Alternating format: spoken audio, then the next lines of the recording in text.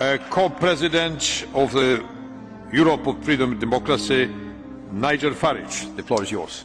Well, here we are, on the edge of a financial and social disaster, and in the room today we have the four men who were supposed to be responsible. And yet we've listened to the dullest, most technocratic speeches I've ever heard. You are all in denial. By any objective measure, the euro is a failure.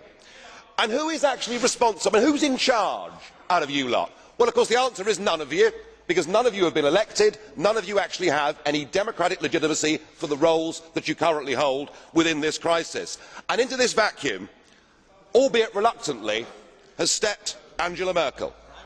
And we are now living in a German-dominated Europe. Something that the European project was actually supposed to stop. Something that those that went before us actually paid a heavy price in blood to prevent. I don't want to live in a German-dominated Europe, and nor do the citizens of Europe.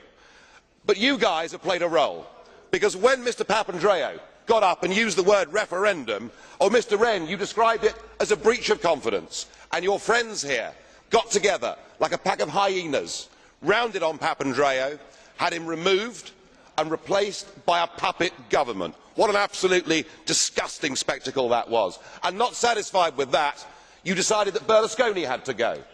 So he was removed and replaced by Mr Monti, a former European Commissioner, a fellow architect of this euro disaster, and a man who wasn't even a member of the Parliament. It's getting like an Agatha Christie novel, where we're trying to sort of work out who's the next person that's going to be bumped off. The difference is we know who the villains are. You should all be held accountable for what you've done. You should all be fired. And I have to say, Mr Van Rompuy, 18 months ago when we first met, I was wrong about you. I said you'd be the quiet assassin of nation-state democracy, but you're not anymore. You're rather noisy about it, aren't you? You, an unelected man, went to Italy and said this is not the time for elections, but the time for actions. What in God's name gives you the right to say that to the Italian people? Thank you. Then